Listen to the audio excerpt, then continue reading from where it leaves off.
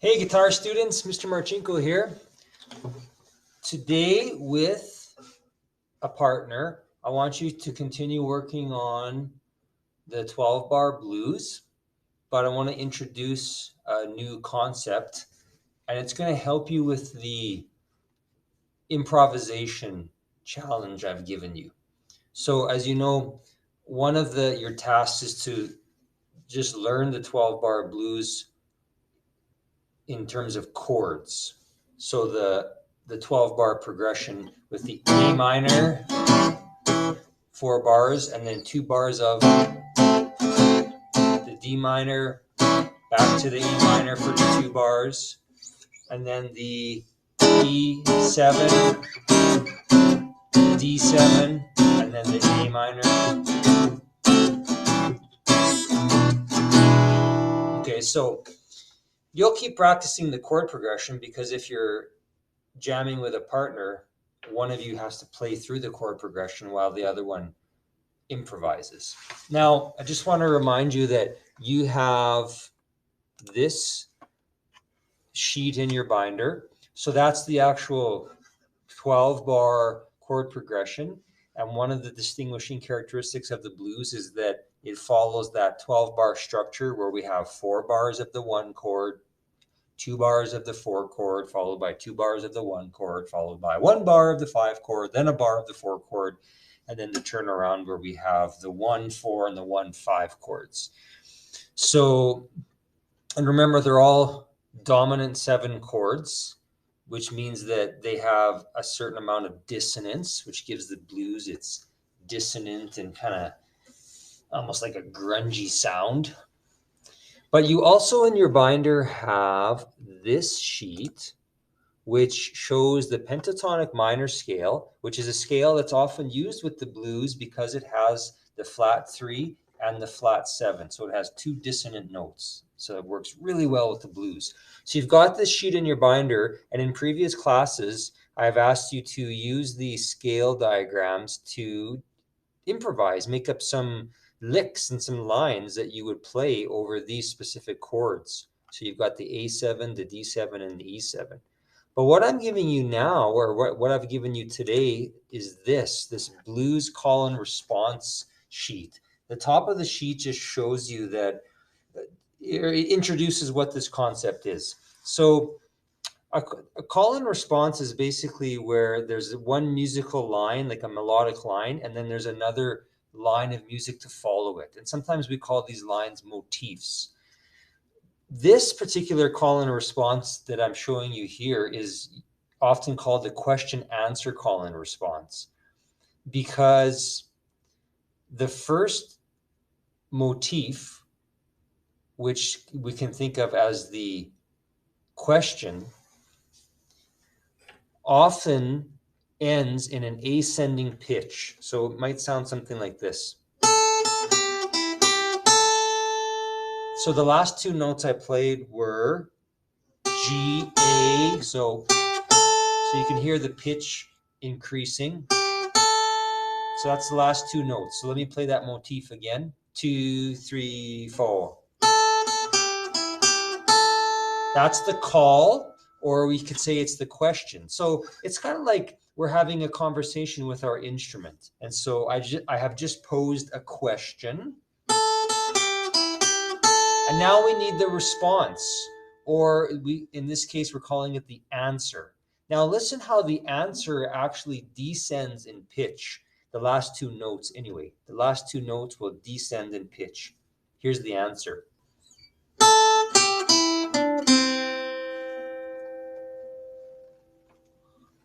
So once again, the question was, and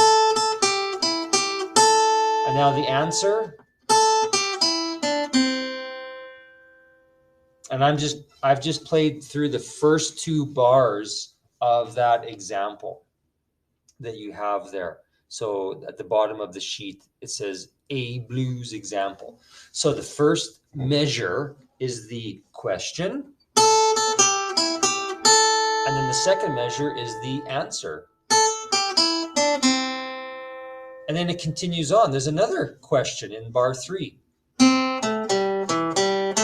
and another response in measure 4. So each time we have a question or a call, the last two notes increase in pitch. So from the second last to the last note, there's always a rise in pitch.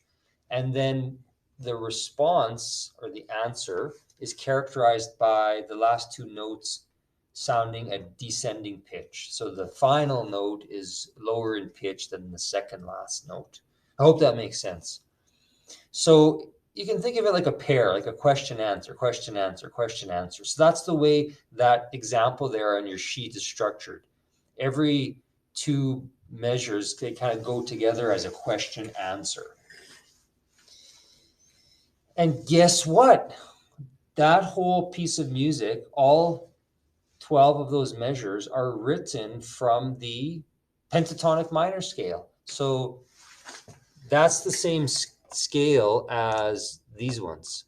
So this sheet shows the pentatonic minor scale in two different, well, maybe three different patterns, depending on what part of the fingerboard you want to play the scale on, what location. And so this new resource that I've provided you with today is the same thing. It's the pentatonic minor scale, but set in a more musical context. So in other words, we're not just playing this up and down the scale. We're playing call and responses.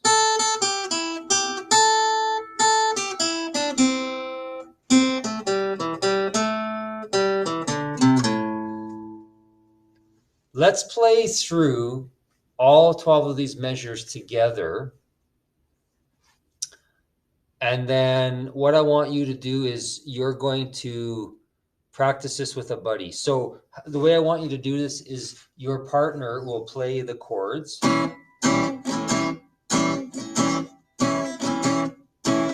And while your buddy is playing the chords, you're going to play the appropriate measure, the call and off the new call and response sheet. So in measure 1, when your partner is playing 4 beats of A7, 1, 2, 3, 4, one of you is playing. Okay, and then when your partner goes to the second measure, another measure of A7, it's your job to play. Okay, so this is just like a more specific way for you to play some lines over the comping. But let's play through this whole example together so you understand how it's supposed to sound. It's very structured. Basically, it's all kind of the same rhythmic pattern, most of it anyway. Okay, so how about I play it through once, just me, and you just listen, and then we'll play it together. Okay, so here's the first time, just me. 1, 2, 3, 4.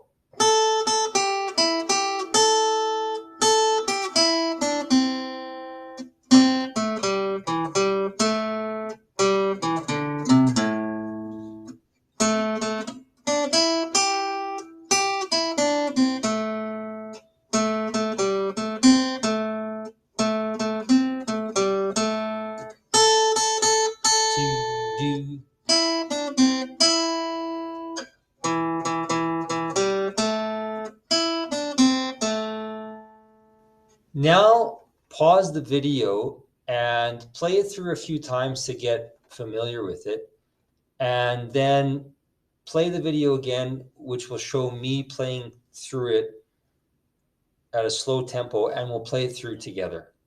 So take a few minutes to run through it yourself individually, and then play it with me. And then after that, get together with your partner and use it to jam the blues.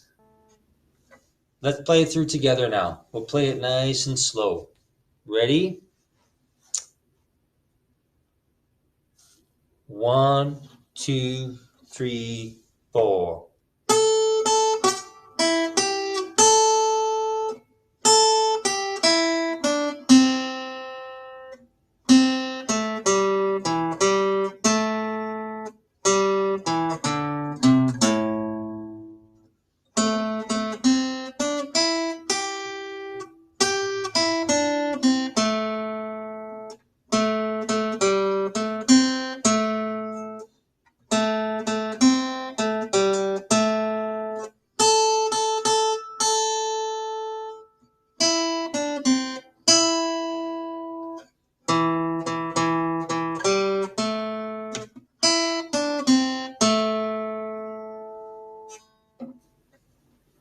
Okay, so now that we've played it through together, that gives you an idea of the rhythmic structure of it.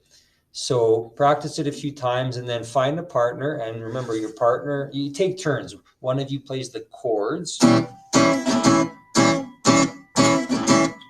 probably at a much slower tempo.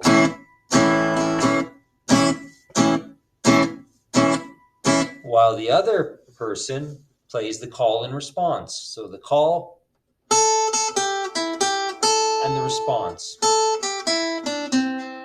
And that's for every two measures. Okay, like even when the progression goes to the D7, that would be measure 5. We've got a call there, still from the A minor pentatonic, by the way, and then the response. Okay, so always the call response or question answer, question answer, question answer. Okay, have some fun with this as you explore the blues.